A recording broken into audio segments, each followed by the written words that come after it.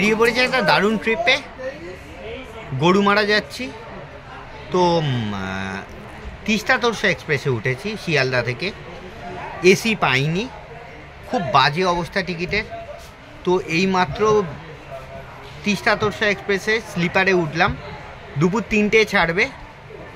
আর new Maynaguri নামছি রাত 3:30। পৌঁছে গেছি গল্পকথা রিসর্টে। আর এই গল্পকথা রিসর্টটার গল্প অনেক শুনেছিলাম, এবার দেখা যাক রিসর্টটা কেমন।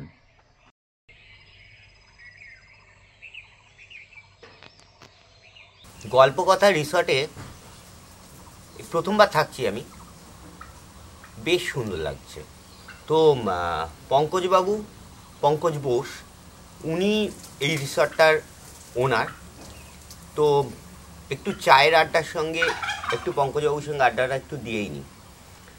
কটা মোটামুটি রুম আছে আপনার এখানে? এখানে রুম বলতে রুম আছে 5টা, আর বাকি 7খানা আছে টেন্ট।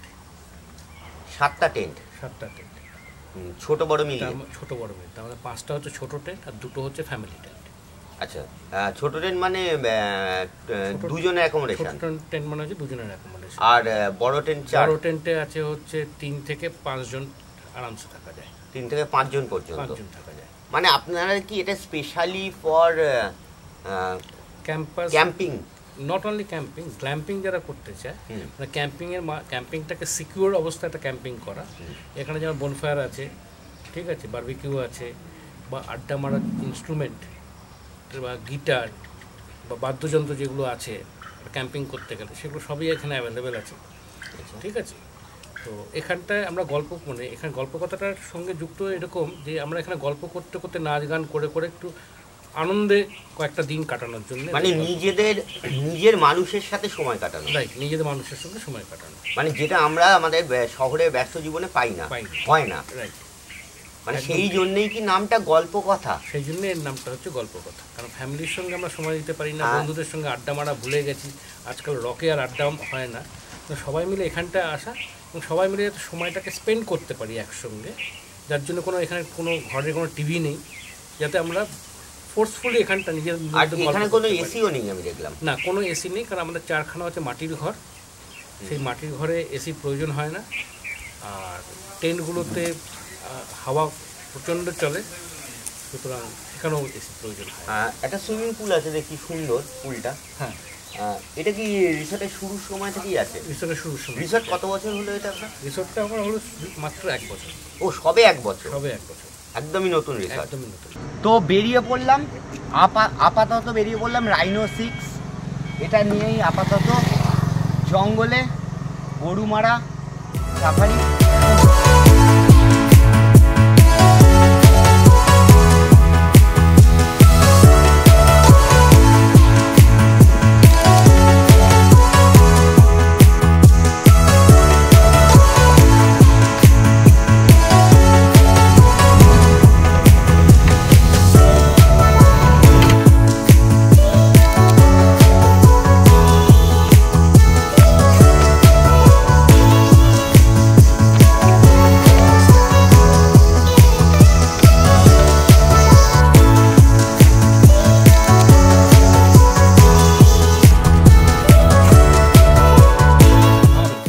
মহাবেল, হ্যাঁ, যেরকম আমাদের সাইজ বেল থাকে, সাধারণ বেল, সেটা হলো সাইজে ছোট হয়, এটা অনেক সাইজে বড়, এটা হলো মহাবেল।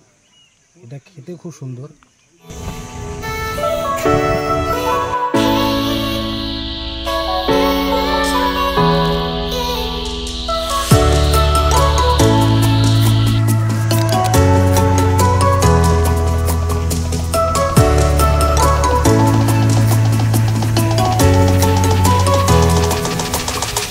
রাইনো 6-এ করে আজকে ঘুরে বেড়াচ্ছি গরুমারা জঙ্গলে। একটা সুন্দর সাফারি করছি, প্রচুর ময়ূর পেয়েছি, এইটুকু। তো আজ বার্কিং ডিয়ার ডাকছে না? হ্যাঁ, তো সুন্দর বার্কিং ডিয়ার ডাকছে। আর গরুমারা জঙ্গলে ঘুরছি আজকে। আমার সঙ্গে গাইড হচ্ছে আজকের দিনে। নমস্কার, রতন সেন। রতন সেন। তো রতন দা বলুন। শুনলাম খুব ভালো সাইটিং হচ্ছে এখন। কিন্তু আজকে তো দুঃখের কারণ যে আমরা এখন অবধি কিছু সাইটিং করতে পারলাম না। এত সুন্দরভাবে ঘুরে ঘুরে ফাঁকা গাড়ি নিয়ে আপনাদের ঘোরাইলাম, তবুও এখন অবধি কিছু দেখাইতে পারলাম। দেখি এখনও জঙ্গল বাকি আছে, আশা করি কিছু না কিছু পাবো। ঠিক আছে, আর কিছু না হোক বার্কিং ডিয়ারের সাউন্ডটা পাচ্ছি। বার্কিং ডিয়ারের সাউন্ডটা পেয়েছেন সুন্দরভাবে। সেই আর এই যে একটা আলাদাভাবে একটা অক্সিজেন পাচ্ছেন, এটাই সবচেয়ে বড় পাওনি আপনার। ঠিক আছে, নেচারের মধ্যে অ্যাকচুয়ালি জঙ্গলটা হলো নেচার থেকে অনুভব করার জন্য, নেচার থেকে অনুভব করবেন।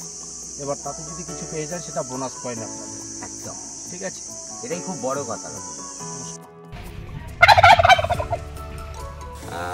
এখানে সাফারি টাফারি যেগুলো হয়, সেই সাফারি টাফারি কি আপনারা অ্যারেঞ্জ করে দেন না?